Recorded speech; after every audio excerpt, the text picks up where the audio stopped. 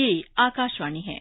विशेष कार्यक्रम के अंतर्गत प्रस्तुत है कोरोना जागरूकता और स्वास्थ्य एवं कल्याण पर आधारित श्रृंखला, जिसे प्रस्तुत कर रहे हैं आकाशवाणी संवाददाता सिद्धार्थ सिंह। इस कार्यक्रम में आमंत्रित स्वास्थ्य विशेषज्ञ हैं king George medical university Lucknow के प्रोफेसर डॉक्टर सूर्यकांत। नमस्कार श्रोताओं, स्वागत है आपका स्वास्थ्य श्रृंखला के एक और एपिसोड में, जिसमें हम बात करते हैं कोरोना, उसकी वैक्सीन के साथ ही आपके स्वास्थ्य से जुड़े विषयों पर। भारत में चल रहे विश्व के सबसे बड़े कोविड टीकाकरण अभियान के अंतर्गत 214 करोड़ 55 लाख से अधिक वैक्सीन लगाई जा चुकी हैं, जो कि अपने आप में एक रिकॉर्ड है।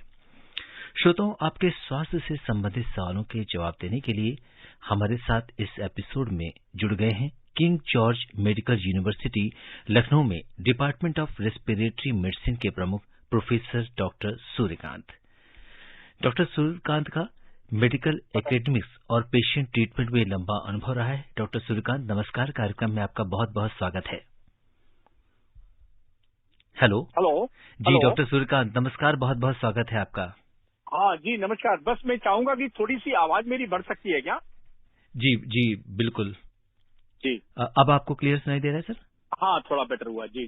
श्रोताओं, आप भी कोरोना और अपने स्वास्थ्य से संबंधित सवाल डॉक्टर सूर्यकांत से हमारे स्टूडियो के नंबर 0112342164 यानी दिल्ली का कोड 01123421764 पर आप सवाल पूछ सकते हैं। आप हमारे ट्विटर हैंडल @AIR न्यूज पर #AskAIR पर अपने सवाल पोस्ट भी कर सकते हैं।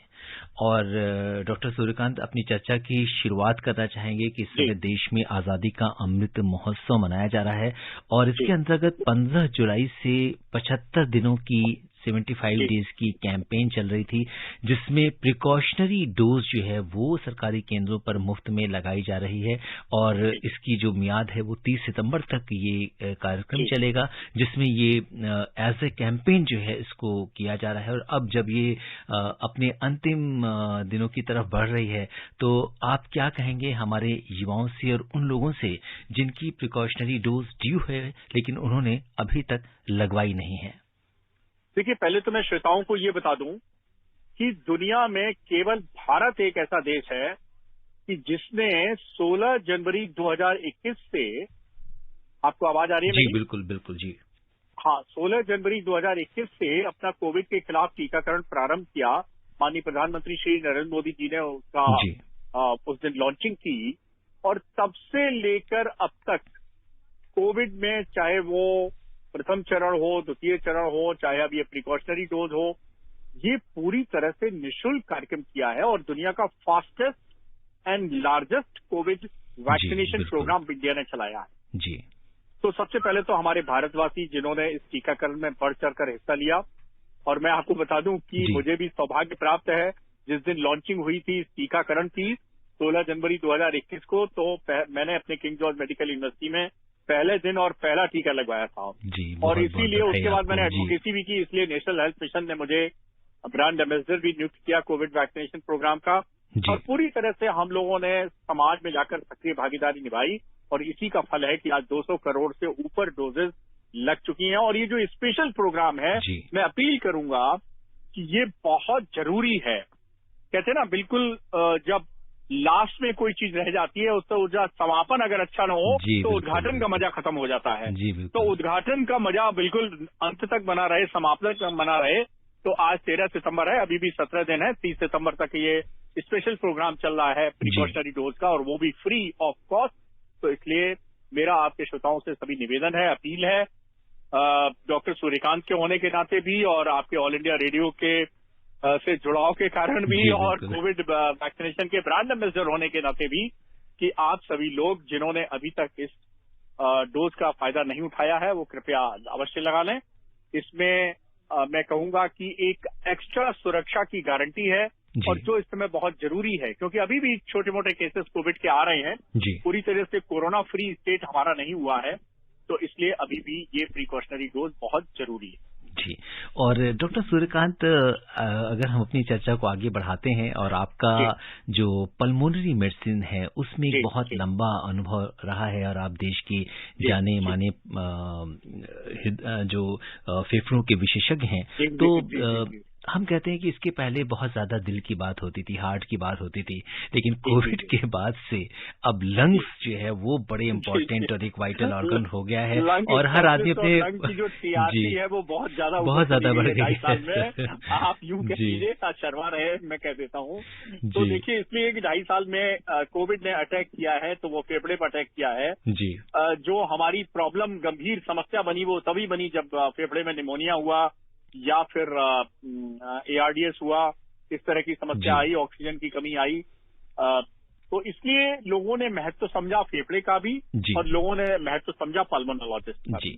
और यहाँ पे बात है। मैं आपको बता दूं कि देखिए, भगवान ने हमें बेहद खूबसूरत अंग दिए हैं, बहुत सारे अंग दिए हैं, लेकिन फेफड़े की महत्ता इसलिए अलग से हो जाती है कि आप देखिए, बच्चा जब पैदा होता है तो सब घर परिवार के लोग इंतजार करते हैं कि बच्चे की रोने की आवाज सुन जाए। क्यों?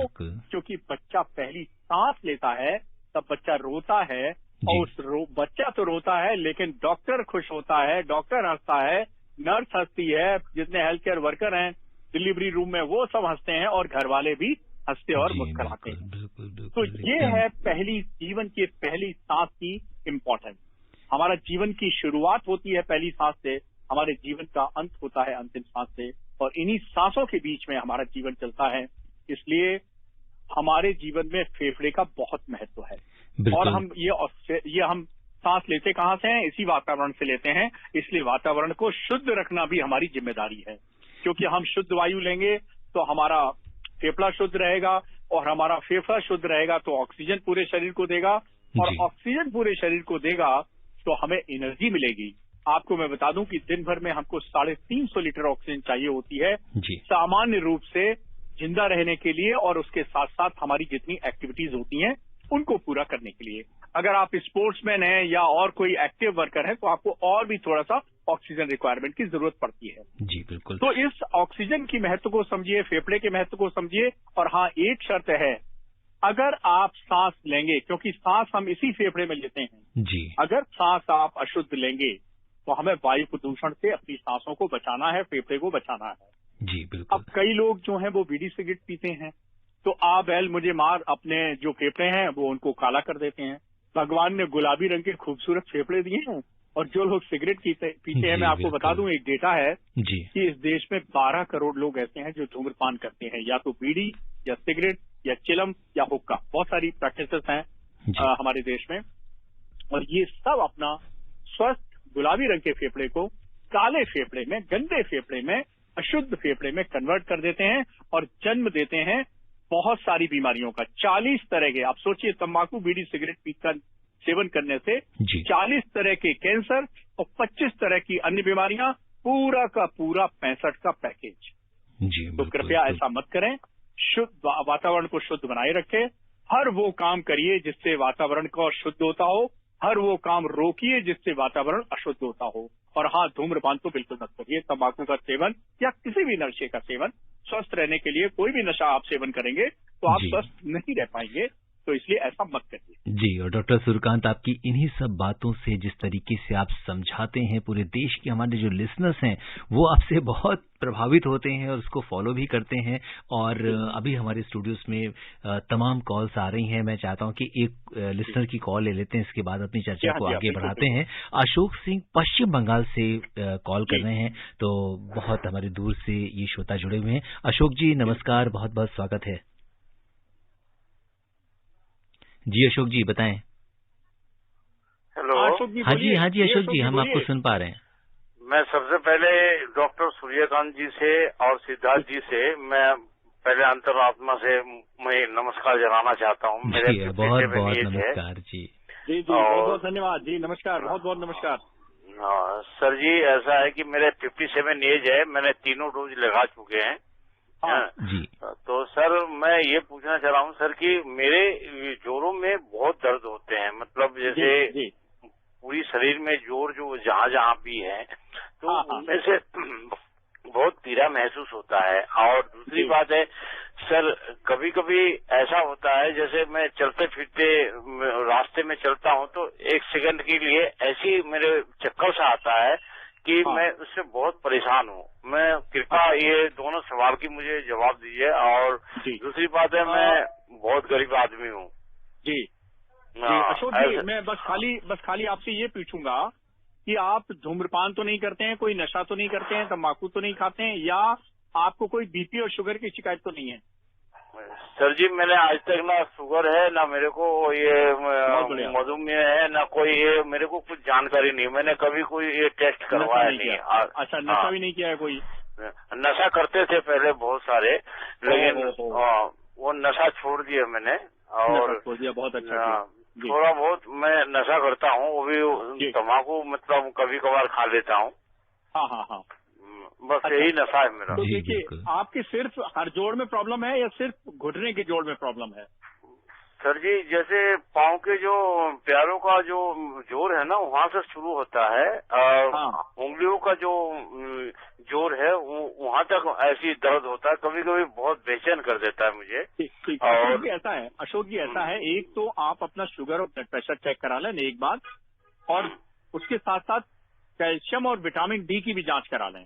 जब आप जांच करा ही रहे हैं तो कैल्शियम और विटामिन डी की जांच करा लें, ब्लड प्रेशर और शुगर चेक करा लें। ऐसा हमें लगता है कि इन्हीं 4 चीजों में से कोई कारण निकलेगा। और दूसरा, आप थोड़ा बहुत जो गुनगुना पानी, नमक है, उसमें पैर डाल के बैठिए थोड़ी देर के लिए, चाहे सुबह चाहे रात। 5-10 मिनट के लिए गुनगुने पानी नमक में उसमें पैर डाल के बैठिए, थोड़ा सा मसाज करवाइए। हालांकि मैं इन सब चीजों का एक्सपर्ट नहीं हूं, मैं फेफड़े का एक्सपर्ट हूं, फिर भी कोई बात नहीं, एमबीबीएस में तो ये सब चीजें पढ़ाई जाती हैं। तो जितना मुझे जानकारी है उसके आधार पर मैं ये 4 चीजें आपको बताऊंगा। एक तो इन चारों चीज का जांच करवा लीजिए, अपना बीपी एक बार नपा लीजिए, शुगर टेस्ट करा लीजिए, और कैल्शियम और विटामिन डी की जांच करा लीजिए। अगर कम निकलता है, अब कैल्शियम और विटामिन डी अक्सर भारतीयों में कम निकलता है, तो कैल्शियम और विटामिन डी आप सेवन कर लीजिए कुछ दिनों के लिए। और उसके साथ साथ मैंने जैसे बताया कि गुनगुना पानी नमक करके आराम से थोड़ा पैर डालिए। आज ही करके देखिए, अभी बोलिए आप कि गुनगुना पानी नमक करें और थोड़ा 10 मिनट डालिए। बिल्कुल। आप देखिए थोड़ा सा एकदम कम से कम रुपए में आपको 10-20 पैसा 10 to 20% तो आपको फायदा आज ही होने वाला है। और बाकी आप ये जांच करा के और डॉक्टर सूर्यकांत, और हाँ, 13 दिन बाद दुर्गा पूजा शुरू हो रही है। आपको बहुत बहुत दुर्गा पूजा की बहुत बहुत शुभकामनाएं। जी डॉक्टर सूर्यकांत, अब हम अक्षत जो हैं दिल्ली से ये जानना चाहते हैं कि जब मौसम में बदलाव होता है तो कई बार उनको जिस्म में कंजेशन हो जाता है और सांस लेने में दिक्कत होती है। ये अस्थमा के लक्षण हो सकते हैं क्या? और ये भी जानना चाहते हैं कि क्या ये एलर्जी तो नहीं, और इससे बचाव की क्या मौसम बदलने पे अगर कंजेशन होता है, चेस्ट टाइटनेस होती है, छींकें आती हैं, गला खराब होता है, चलने में थोड़ा भारीपन लगता है, सांस फूलती है या सूखी खांसी आने लगती है, तो ये सब लक्षण हैं जो अस्थमा को इंडिकेट करते हैं। जी। तो आप जो है वो किसी चेस्ट रोग विशेषज्ञ से जरूर मिलें, और नहीं तो आप तो दिल्ली में रहते हैं, आप एम्स दिल्ली में दिखा सकते हैं। वहां पर पटेल चेस्ट इंस्टीट्यूट है चेस्ट रोग विशेषज्ञों का, वहां आप दिखा सकते हैं। एक national institute of TB and respiratory diseases है महरौली दिल्ली में, वहां आप दिखा सकते हैं। 3 बड़े सरकारी संस्थान है, इनमें आप दिखा सकते हैं। और वहां पर जो है वो मुझे ऐसा नहीं लगता कोई भी ऐसा डॉक्टर है जो मुझे ना जानता हो। तो आप मेरा नाम लेके मिल लीजिए किसी भी डॉक्टर से, चाहे एम्स दिल्ली में जाएंगे आप, या पटेल चेस्ट इंस्टीट्यूट में जाएंगे, या NITRD यानी national institute of tuberculosis and respiratory disease में, तीनों में जाइएगा। सब हमारे मित्र लोग हैं, या सीनियर हैं, या जूनियर हैं, कलीग हैं, तो उन सबको बोल दीजिएगा और कहना कि डॉक्टर सूर्यकांत ने कहा था इसलिए मैं दिखाने आया हूँ, मेरा भाई देखिए कि अस्थमा तो नहीं है। और उसके हिसाब से आपको ट्रीटमेंट लिख दिया जाएगा जांच करके, और उसके आप एकदम अस्थमा निकलता भी है तो घबराने की कोई जरूरत नहीं है। अमिताभ बच्चन को अस्थमा है, सौरभ गांगुली को अस्थमा है, घबराने की कोई जरूरत नहीं। न कभी सौरभ गांगुली ने कहा कि मेरा चेस्ट में भारीपन हो रहा है छक्के लगाने के बाद, न कभी अमिताभ बच्चन ने डायलॉग बोलने के बाद कहा कि मेरी सांस फूल रही है। इसलिए आप निश्चिंत रहिए, अस्थमा का बहुत बेहतर इलाज होता है। क्वालिटी ऑफ लाइफ उसी तरह आपकी रहने वाली है जिस तरह किसी भी स्वस्थ व्यक्ति की। जी, और जो श्रोता हमसे अभी भी जुड़े उन्हें बता दें कि स्वास्थ्य श्रृंखला के आज के इस विशेष कार्यक्रम में हिस्सा ले रहे हैं king George medical university Lucknow में डिपार्टमेंट ऑफ रेस्पिरेटरी मेडिसिन के प्रमुख प्रोफेसर डॉक्टर सूर्यकांत। और डॉक्टर सूर्यकांत, हमने कोलकाता हम गए, हम तो वापस दिल्ली लौटे, और अब हम चलते हैं हिमाचल की वादियों में और कुल्लू में बात करते हैं राजू सिंह से। हेलो राजू जी, नमस्कार। हाँ सर, नमस्कार जी राजू जी, बताइए। सर मेरा प्रश्न ये है कि अभी सर पीछे आया था कि न्यूज में, अखबार में आ रहा है कि सर बूस्टर है जो डोज में जो है कि अभी भी सर लोगों की उदासीनता है, तो इसका क्या कारण है सर? जी बिल्कुल सर, इतने लोग पढ़ने के लिए अभी भी उदासीनता है, इसका क्या रीजन आप समझते हैं? देखिए, मानव स्वभाव है कि जैसे ही इमरजेंसी ओवर होती है वो ढीला पड़ जाता है, सुस्त पड़ जाता है। तो ये थोड़ा सा सुस्त पड़ जाए तो इसके हम और आपको मिलकर इसको जगाए रखना है। और इसीलिए देखिए, Siddharth ji, all India radio, doctor Suryakant और आप सब मिलकर ये मुहिम छेड़े हुए हैं कि अभी भी देखिए रात के 9:30 और 10 बजे हैं और इस समय भी हम लोग जो है वो जागरूकता की बात कर रहे हैं, प्रिकॉशनरी डोज की बात कर रहे हैं। तो इस सुस्ती को हमें नहीं आने देना है। जो लोग अभी भी सुस्ती बनाए हुए हैं उनको थोड़ा सा जगाना है और उनको कहना है कि देखिए भाई, अभी लड़ाई पूरी तरह से आपने जीती नहीं है और अभी भी कुछ कोविड के केसेस आ जाते हैं। तो इसलिए आपकी सुरक्षा के लिए है, आपकी इम्यूनिटी के लिए है, और आप सुरक्षित रहेंगे तो घर वाले सुरक्षित रहेंगे, आपके मित्र लोग सुरक्षित रहेंगे, जो आपके कार्यालय में साथ काम करते हैं वो सुरक्षित रहेंगे। तो सिर्फ आप प्रिकॉशनरी डोज ले लेते हैं तो सिर्फ उससे आप ही सुरक्षित नहीं रहते, बल्कि सुरक्षा का ये जो घेरा है वो आपके आसपास भी आ जाता है। तो इसलिए प्रिकॉशनरी डोज जरूर लगाएं। हाँ, ये बात बिल्कुल आपकी सही है कि लोग सुस्त हुए हैं, और लेकिन उनकी सुस्ती को हमें भगाना है। जागरूकता जो ऑल इंडिया रेडियो कर रहा है, जो भारत सरकार कर रही है, हमारे प्रधानमंत्री जी कर रहे हैं और सिद्धार्थ जी हम सब मिलकर कर रहे हैं, उस मुहिम में हम सबको शामिल होना है और सबको हमें सक्रिय बनाना है। जी, और डॉक्टर सूर्यकांत, चलते हैं गुरुग्राम और बात करते हैं सुभाष जी से और जानते हैं उनका क्या सवाल है। सुभाष जी नमस्कार। नमस्ते सर। जी बताएं सुभाष जी। जी सर, मैं ये पूछना चाहता था सर जी कि डॉक्टर साहब को नमस्कार सर। जी सुभाष जी नमस्कार। जी सर, मैं सबसे पहले मैं सभी श्रोताओं को ये आग्रह करूंगा कि जो अमृत महोत्सव का ये जो टीका सरकार लगवा रही है फ्री में, इसका फायदा उठाएं, इसका लाभ उठाएं। जी बहुत अच्छी बात कही आपने। छोटा सवाल है, ज्यादा नहीं। ये जो लंग्स होते हैं सर, जो आम रास्ते वास्ते में कहीं भी धूल वगैरह मान ली नाक के रास्ते तो लंग्स में जाते हैं सर, कि साइड के कहीं कुछ मतलब साइड वाले फुफ्फुस या कहीं कुछ में चिपके रहते हैं, ये मैं जानना चाहूंगा।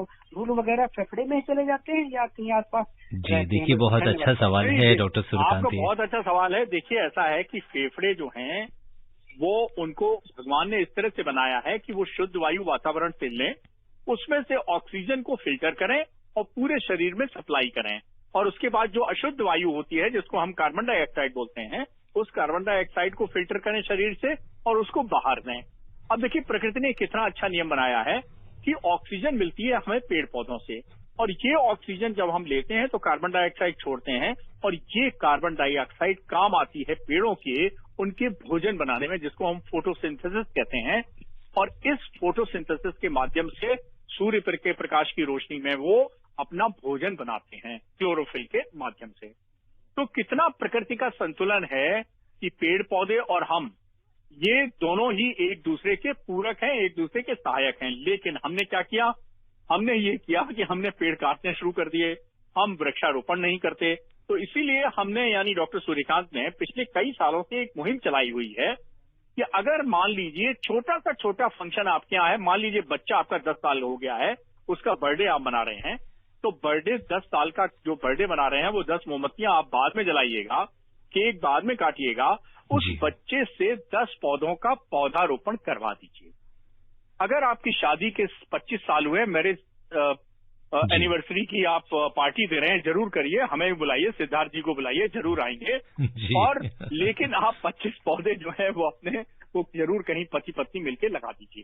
तो इस तरह से आप कोई ना कोई शुभ अवसर पर अगर वृक्षारोपण करते रहेंगे तो पिछले 50 सालों में जो हमने 50% फॉरेस्ट इंडिया से गायब कर दिए हैं, पेड़ काट दिए हैं, वो धीरे धीरे हम पेड़ों को एफॉरेस्टेशन की तरफ ले जाएंगे। अभी हमने डिफॉरेस्टेशन किया है, अब हम एफॉरेस्टेशन की ओर ले जाएंगे, यानी हमारा जो ग्रीनरी है वो बढ़ेगी। ग्रीनरी बढ़ेगी तो हमें वातावरण में शुद्ध वायु मिलेगी।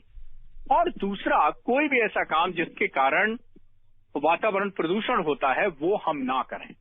चाहे हम अगर ठेकेदार और इंजीनियर हैं, बिल्डिंग बना रहे हैं, तो हम नेशनल बिल्डिंग कोड के नियमों का पालन करें और उसके अनुसार ये सुनिश्चित करें कि हमारी बिल्डिंग तो खड़ी हो लेकिन उसके आसपास लोगों को वायु प्रदूषण ना हो। इसी तरह अगर हम उद्योग लगाते हैं, फैक्ट्री लगाते हैं तो वो करें। और जिस तरह से नितिन गडकरी साहब ने एक आह्वान कर रखा है कि ज्यादा से ज्यादा लोग इलेक्ट्रिक वाहन लें जिससे कि प्रदूषण ना हो, तो हम इलेक्ट्रिक वाहन का प्रयोग करें। हम वाहन जो कार है उसका शेयरिंग करें, हम मेट्रो से या जितने पब्लिक ट्रांसपोर्ट है उनसे ट्रांसपोर्ट करें। तो ये बहुत सारी चीजें हैं जिसके कारण हम वातावरण को हम जी बिल्कुल। और डॉक्टर सूर्यकांत अपने फेफड़ों को शुद्ध रखें। जी, और हमारे बहुत सारे लिसनर्स हैं और आप जिस तरह से जिस अंदाज में उनको जवाब देते हैं, बहुत सारे लोग पूरे देश से जो है कॉल कर रहे हैं, हमारे स्टूडियोज की घंटी बजती जा रही है। और इस बीच एक कॉल ले लेते हैं, आपसे चाहेंगे बहुत संक्षेप में उत्तर। मोहम्मद यामीन जी हमारे साथ जुड़ गए हैं। यामीन जी नमस्कार। जी नमस्कार सर। नमस्कार जी डॉक्टर साहब को नमस्कार जी। नमस्कार, आपको भी बहुत बहुत नमस्कार।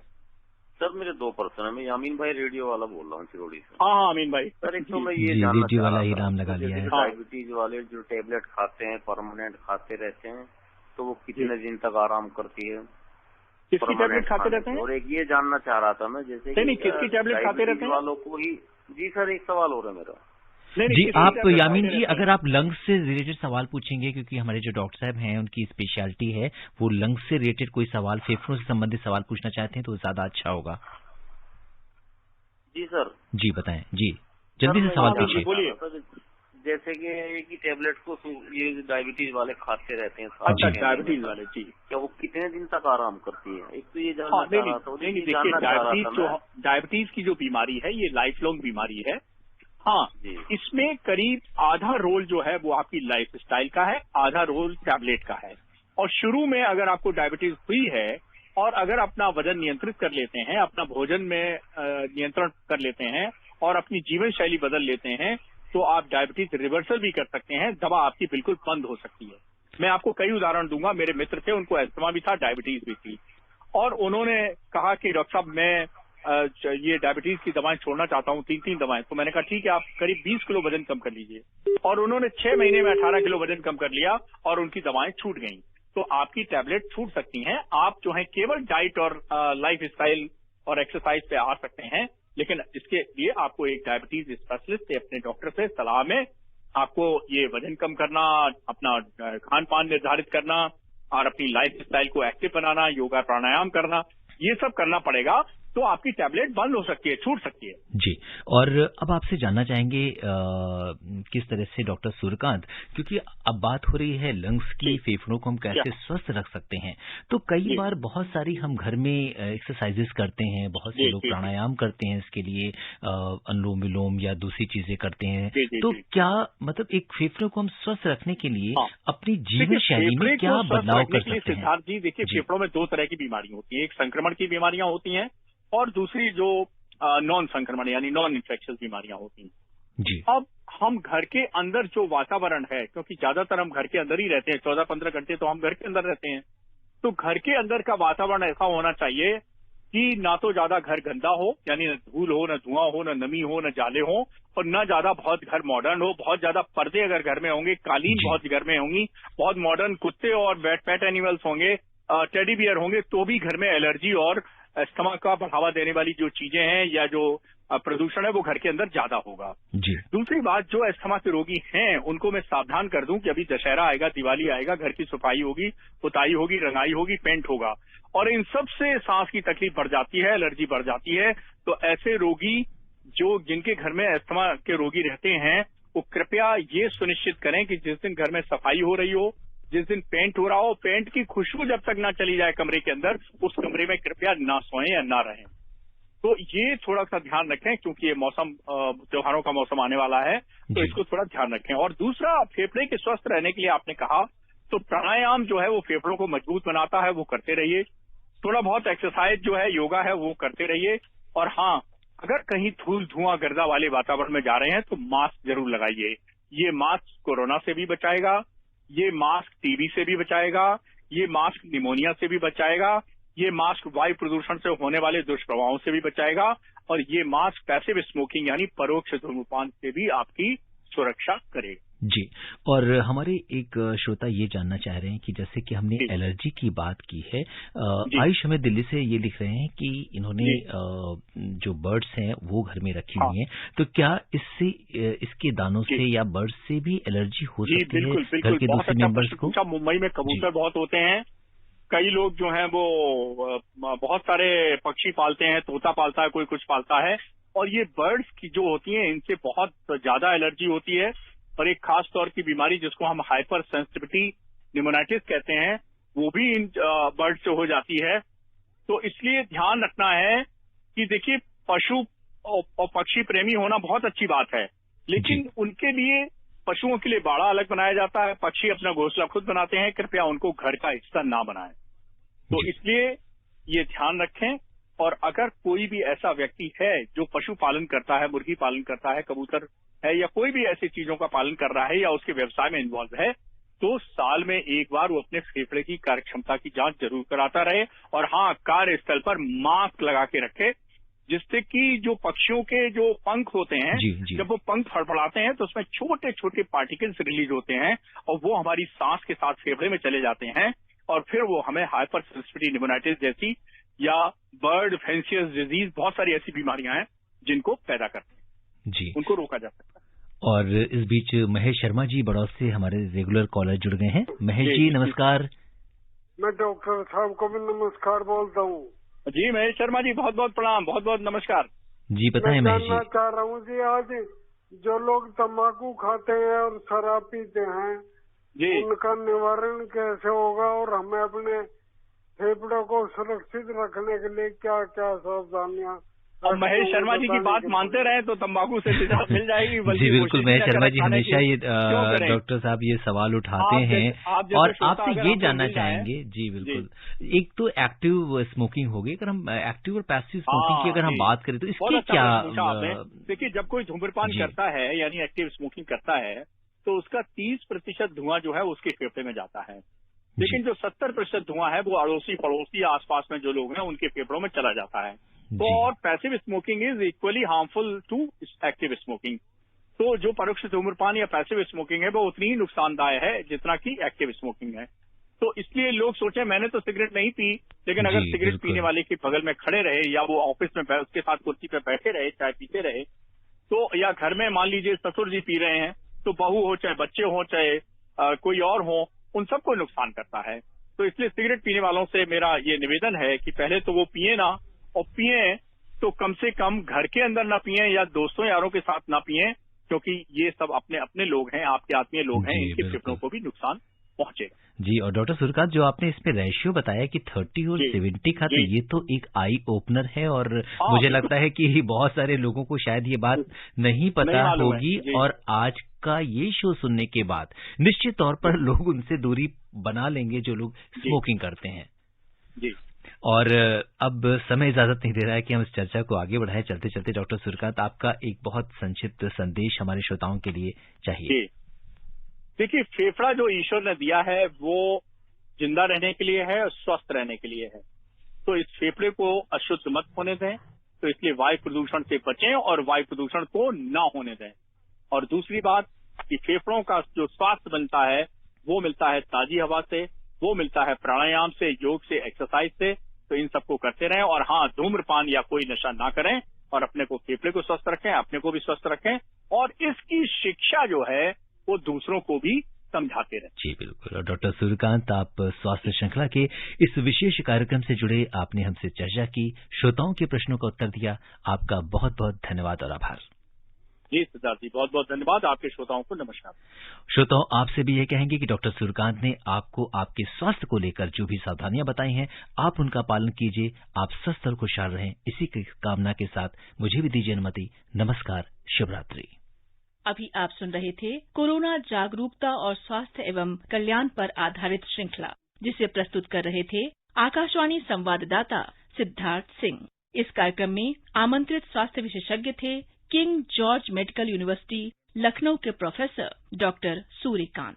ये कार्यक्रम आकाशवाणी के समाचार सेवा प्रभाग द्वारा प्रस्तुत किया गया। इसे आप हमारे mobile app news on AIR और YouTube channel news on AIR official पर भी सुन सकते हैं। इस कार्यक्रम के संबंध में अपनी प्रतिक्रिया आप हमें ईमेल कर सकते हैं। पता है airnsttalks@gmail.com। ये कार्यक्रम फिर से सुनने के लिए लॉग ऑन करें हमारी वेबसाइट newsonair.nic.in।